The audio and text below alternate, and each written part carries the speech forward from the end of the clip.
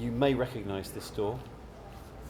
This is the man responsible for this door. Could you explain what this door is, please? This is the doorway between the cafeteria and the hallway that leads to the bridge of Serenity, which is the Firefly class spaceship that Malcolm Reynolds flies in Firefly. You didn't just design the door, you designed the whole ship, is that right? Yeah.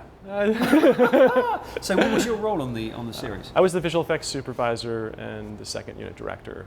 It's a project that, from its inception, I concepted with Joss Whedon and the production designer Carrie Meyer, and in particular Serenity because... Am I allowed to stroke the door? Yeah, of course you can talk about it, but in particular Serenity because Serenity, Joss wanted to be a member of the cast and crew of Serenity, and he wanted the ship to have a patina and a bump and sort of a stain that sort of was reflective of the characters that lived on board that ship. Fabulously distressed. That's yeah. the word, isn't it? Yeah, and that's all Carrie Meyer, and I'm so fortunate to have worked with Carrie Meyer, the production designer. But you've got the door. Tell us the story of why you have the door. Okay. And just the door. Firefly was a unique experience in that every single person from Nathan Fillion, who played Malcolm Reynolds, to Joss Whedon and Tim Minear, and to the production designer Carrie Meyer, to the DP David Boyd, to me, the visual effects supervisor, every single person in every single department felt we were doing something special and different. And we took ownership of that show that really couldn't find a family when it first came out. And we were like, is everyone crazy? Like, this is the coolest show we've ever worked on.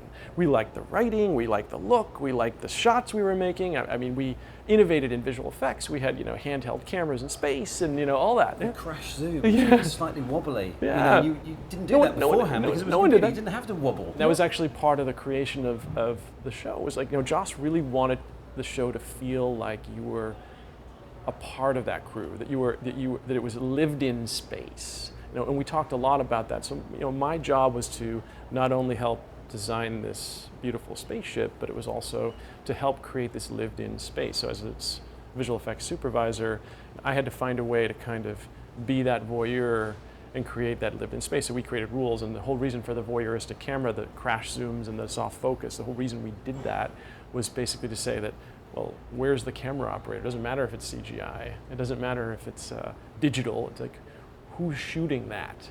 And if you insert a human element, then you might make mistakes. You might pan off. That series actually pioneered that form of camera work. There's no question. I mean, Ron Moore came in here after Firefly was canceled, and he said, listen, I'm doing this new series. It's a take on Battlestar Galactica.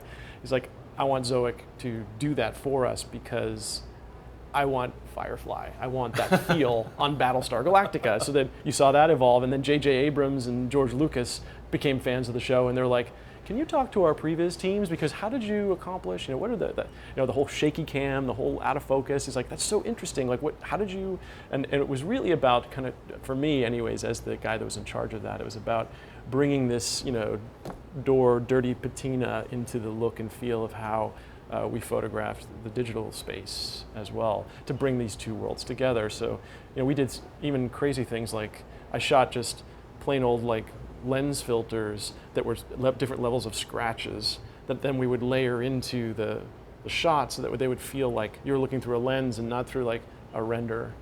and of course we can do that now in post and it's super easy. But back then it was like I really wanted this world to feel together. So how did I get the door?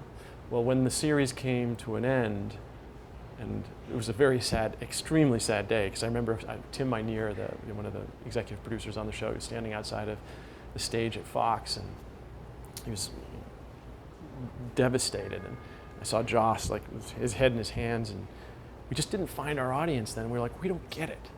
And we didn't want to leave. It was like one of those things where we're all standing around looking at each other going, oh, we did something special, but is anybody going to ever know? Are they going to know that it's good?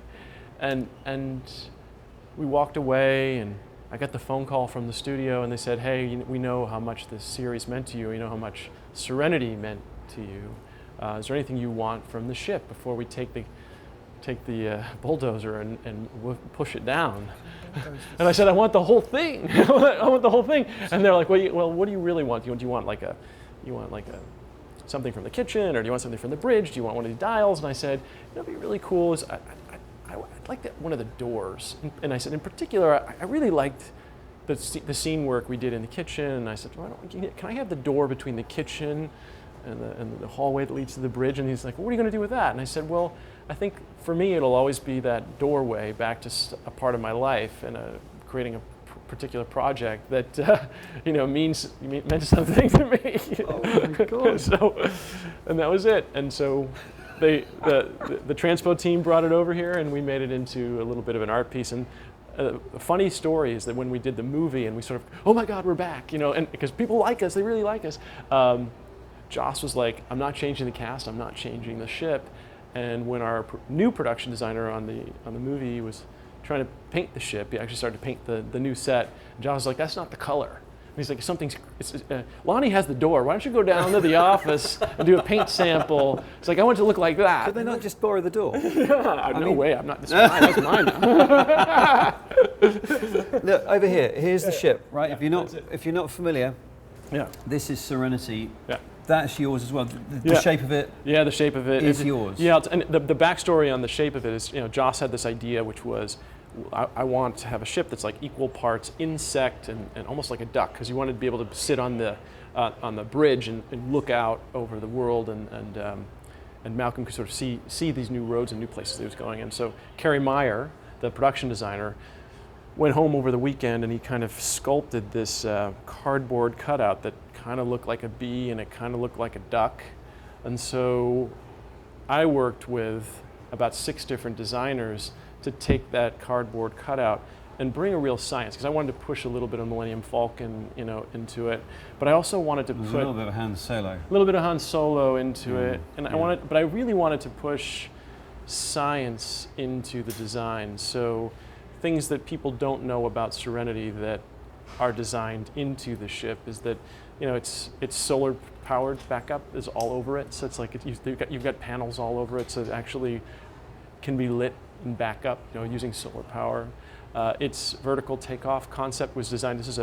The idea was that this was a cargo ship. So its engines, they vertically take off, they rotate so that it can literally carry itself off the ground, but they also tuck in so it can be in small spaces and worked on while it's being a cargo ship. The Firefly, the sort of space transport device, is a concept based on a project, I think it was called Icarus. It's a project where you detonate a nuclear bomb behind a disk and it would shoot itself off into space. And so the whole idea of the Firefly engine was that, when it would explode, it was like a dirty nuclear explosion, and so that pretty effect that you see in space is actually a dirty mess, that it leaves behind. And Joss liked that. He loved this idea. But we built all these designs into the ship. A factoid that fans go crazy for, because we never used it on the show, we got canceled too soon, is that the actual cargo bay is designed to detach. And it was because it is a cargo ship. If you actually look at the model, and you can buy a really expensive, fan model these days online, you'll see the actual mechanism for it, but no one really knows this. But the actual cargo bay drops the way that a pickup truck would, drop its payload. And the design is all there. We just never used it. We always wanted to have an episode where you needed to drop the cargo bay real quick and pick up something else. So it lasted 16 episodes, I think. Yeah. How many more were planned? How many more were kind of a coalescent idea or even a screenplay? God, I wish Joss was here, because he's my real mentor. But I think Joss would say that he had a vision for the show that never really ended. And I think that he would continually make it. So in terms of how many more were planned, I think he saw years into the future of these characters. So did he have a story arc and twists and turns along the way, do you think? I believe that he does have that. Does, not did, does. I believe that he does. Do you think there is ever a chance that this will come back? Yeah. I mean, I'm sure you've never been asked that question before. Yeah, no.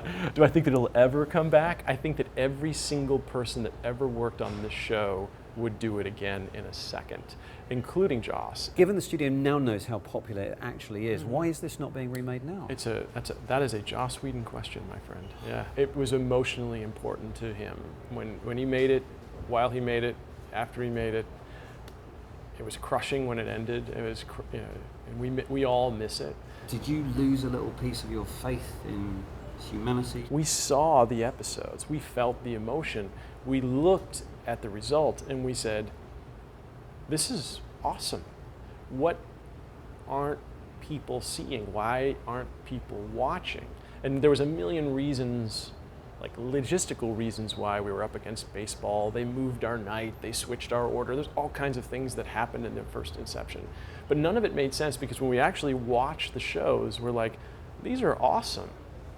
and so, it wasn't like any other show being canceled. And I think that if you asked any one of the, 150 people that worked on this and the next 100 that worked on the movie, I think everyone would say, like, we don't get it.